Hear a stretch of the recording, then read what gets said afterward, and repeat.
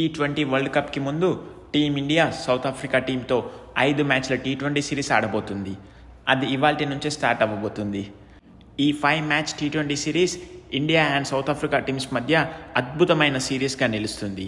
ఎందుకంటే test సిరీస్ని 2-0తో clean sweep చేసింది south Africa. దానికి రివెంజ్గా మన టీమిండియా 2-1తో సిరీస్ని గెలిచింది. ఇప్పుడు వచ్చేసరికి T20 సిరీస్ వంతు 5 మ్యాచెస్ జరగనున్నాయి. ఖచ్చితంగా హై స్కోరింగ్ గేమ్స్ ఉంటాయి. చాలా థ్రిల్లింగ్గా ఉంటాయి మ్యాచెస్ అన్నీ కూడా. మన టీమిండియా స్టార్ ప్లేయర్స్ అయిన Virat Kohli, Rohit Sharma, Ravindra Jadeja T20 international cricket నుంచి రిటైర్ అయిపోయారు. మరోవైపు సౌత్ ఆఫ్రికా టీంలో చూసుకుంటే హెన్రిచ్ క్లాసెన్ పవర్ స్ట్రైకర్ కూడా లేడు. అతను కూడా రిటైర్మెంట్ ప్రకటించాడు. మరి ఇప్పుడు ఈ మ్యాచ్లో ఎవరెవరు ఆడతారు? ఇవాల్టి మ్యాచ్ కటక్లో జరగబోతుంది.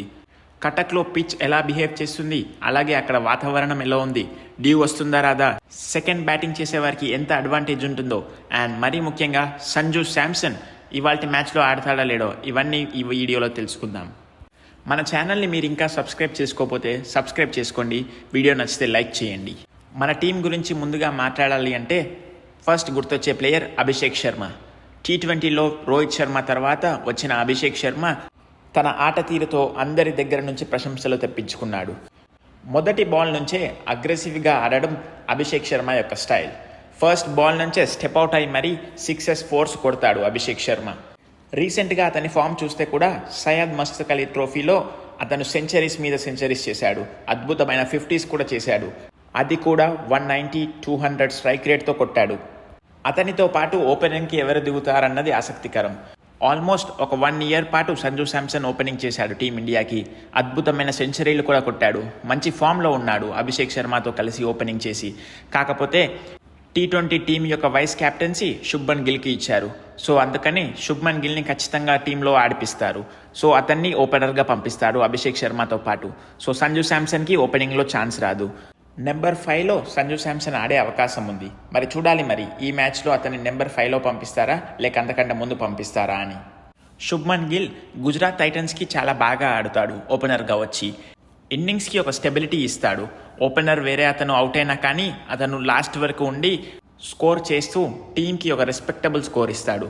మరి ఇక్కడ కూడా అదే పని చేస్తాడా లేడా చూడాలి.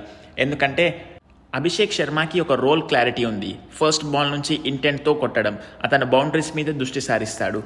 కీలకమైన టైంలో ఒకవేళ అభిషేక్ శర్మ అవుట్ అయితే శుభ్మన్ గిల్ ఎలా ఆడుతాడో చాలా ఇంట్రెస్టింగ్గా ఉంటుంది అప్పుడు.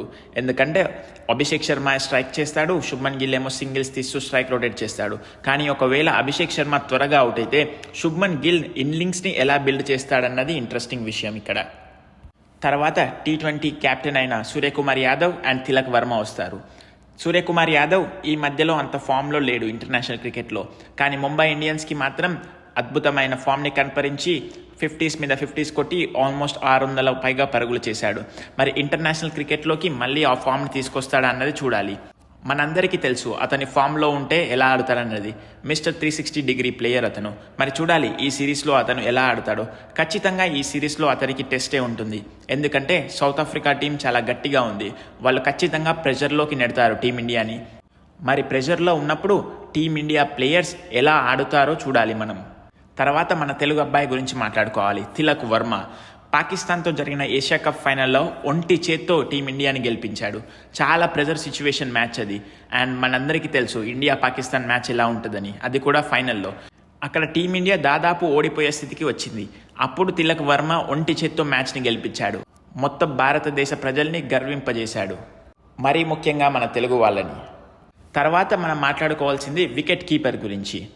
రిషబ్ పంత్ని అయితే లక్నో సూపర్ జైంట్స్ 27 కోట్లు పెట్టుకుంది IPLలో. కానీ అతని ప్రదర్శన అనుకున్న స్థాయిలో లేదు. ఇప్పుడు టీంలో కూడా అతన్ని ఆడిపించే అవకాశం లేదు. అతని కంటే చాలా ముందున్నారు సంజు శాంసన్ అండ్ జితేష్ శర్మ. వీళ్ళిద్దరినో ఎవరిని ఆడిపిస్తారన్నది ఆసక్తికరం. ఎందుకంటే సంజు శాంసన్ ఓపెనర్గా ఫిక్స్ అయ్యాడు. కానీ శుభ్మన్ గిల్ వచ్చినందువల్ల సంజు శాంసన్ని డ్రాప్ చేశారు ఓపెనింగ్ నుంచి. మరి ఇప్పుడు జితేష్ శర్మని ఆడిపిస్తారా, సంజు శాంసన్ని ఆడిపిస్తారా అన్నది కీలకం. నాకు తెలిసినంత వరకైతే సంజు శాంసన్కి ఛాన్సెస్ ఇవ్వాలి. ఎందుకంటే తను ఆల్రెడీ ఇంటర్నేషనల్ క్రికెట్లో ప్రూవ్ చేసుకున్నాడు. ఓపెనర్గా వచ్చినప్పుడు 2-3 సెంచరీస్ కూడా కొట్టాడు అతడు. తర్వాత వచ్చేది మన ప్రీమియర్ ఆల్రౌండర్ అయిన హార్దిక్ పాండ్యా. ఈ రెండు టీమ్స్లో మెయిన్ డిఫరెన్స్ ఎవరంటే హార్దిక్ పాండ్యా మాత్రమే. హార్దిక్ పాండ్యా అటు బాల్ తోటు ఇటు బ్యాట్ తోటు రెండు పనులు చేయగలడు, అది కూడా స్పెషలిస్ట్ లాగా చేయగలడు. ఏషియా కప్ నుంచి ఇప్పటి వరకు అతను మ్యాచెస్ ఆడలేదు. చాలా నెలల విరామం దొరికింది అతనికి ఇంజురీ వల్ల. సయ్యద్ ముస్తాక్ అలీ ట్రోఫీలో బాగానే ప్రాక్టీస్ చేశాడు, అతను మంచి పర్ఫార్మెన్స్ కూడా చేశాడు.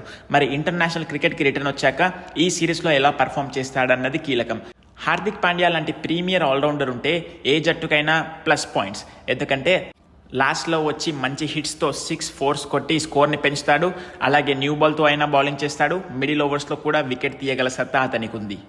ఆ తర్వాత మనం మాట్లాడుకోవాల్సింది అక్షర్ పటేల్ గురించి. T20స్లో కానీ ఓడిఐస్లో కానీ అతను నెంబర్ 5 కొంచెం ముందుగా బ్యాటింగ్కి వచ్చి ఎన్నో అద్భుతాలు చేశాడు టీమిండియాకి. ఇన్నింగ్స్కి మంచి స్టెబిలిటీని ఇస్తూ స్ట్రైక్ రొటేట్ చేస్తూ మంచిగా పర్ఫామ్ చేశాడు. నాకైతే ఇంకా గుర్తుంది 2024 T20 వరల్డ్ కప్ ఫైనల్లో అతడు 30 బాల్స్లో 47 రన్స్ చేశాడు. చాలా మంచిగా ఆడాడు అక్కడ ఇన్నింగ్స్. తర్వాత మనం మాట్లాడుకోవాల్సింది మన స్పిన్నర్స్ గురించి. ఒకరేమో finger spinner Kuldeep Yadav. All 3 ఫార్మాట్స్లో బెస్ట్ స్పిన్నర్ కుల్దీప్ యాదవ్ ఇప్పుడున్న ప్రపంచ క్రికెట్లో.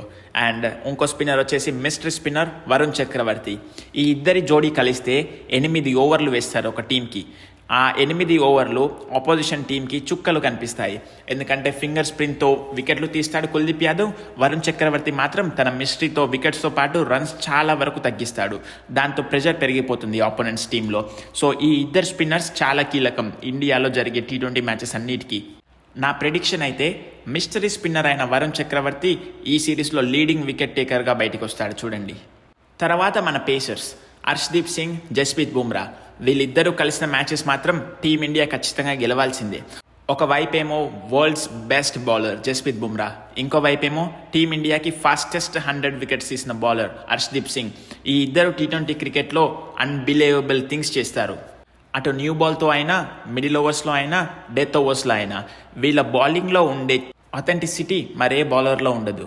యార్కర్స్ కావాలంటే యార్కర్స్ వేస్తారు, మంచి లైన్ అండ్ లెంత్లో వేయాలంటే లైన్ అండ్ లెంత్లో వేస్తారు. అలాగే బౌన్సర్స్ కావాలన్నా బౌన్సర్స్ కూడా వేస్తారు. ఇలాంటి వాళ్ళు చాలా అరుదు. అండ్ మన టీమిండియాకి ఇద్దరు ఉన్నారు. ఒకవేళ హర్షిత్ రాణాకి ఛాన్స్ వస్తే తను ఎలా పర్ఫామ్ చేస్తాడన్నదో చూడాలి. ఎందుకంటే ఆస్ట్రేలియాతో జరిగిన సిరీస్లో హర్షదీప్ సింగ్ని పక్కకు పెట్టి హర్షిత్ రాణాని ఆడించాడు గౌతమ్ గంభీర్. మరి ఈ మ్యాచ్లో ఏమవుతుందో చూద్దాం. టీమిండియాని చూసుకుంటే పర్ఫెక్ట్ బ్యాలెన్స్ టీంలా ఉంది. కానీ టీం సౌత్ ఆఫ్రికాను చూసుకుంటే వాళ్ళు కూడా పర్ఫెక్ట్ బ్యాలెన్స్ టీంతో వచ్చారు. ఈసారి సిరీస్ కూడా గెలవాలనే పట్టుదలతో ఉన్నారు. వాళ్ళు ఆల్రెడీ ఇండియాని టెస్ట్ సిరీస్లో క్లీన్ స్వీప్ చేశారు. ఆ కాన్ఫిడెన్స్ వాళ్ళకి ఇంకా ఉంది. ఓడిఐ సిరీస్లో కూడా చాలా టఫ్ ఫైట్ ఇచ్చారు, ఒక 3rd మ్యాచ్ మినహాయిస్తే. ఫస్ట్ 2 ఓడిఐ మ్యాచెస్లో అయితే వాళ్ళు చాలా మంచి క్రికెట్ ఆడారు, పర్ఫెక్ట్ గేమ్ ఆడారు, ఒక దాంట్లో గెలిచారు కూడా. వాళ్ళ బ్యాటింగ్ గురించి మాట్లాడుకుంటే Aiden Markram and Quinton de Kock bowler అంత ఎక్స్పీరియన్స్ ఉంది ఆ ఇద్దరికి. అండ్ వాళ్ళిద్దరూ ఇండియాలో IPL మ్యాచెస్ చాలా ఆడారు. సో వాళ్ళకి ఈ ఎక్స్పీరియన్స్ ఎంతో ఉపయోగపడుతుంది సౌత్ ఆఫ్రికా టీంని గెలిపించేందుకు. ఆ తర్వాత Tristan Stubbs and Dewald Brevis. వీళ్ళిద్దరూ అయితే పవర్ హిట్టర్స్. మిడిల్ ఓవర్స్లో చాలా అద్భుతంగా ఆడతారు.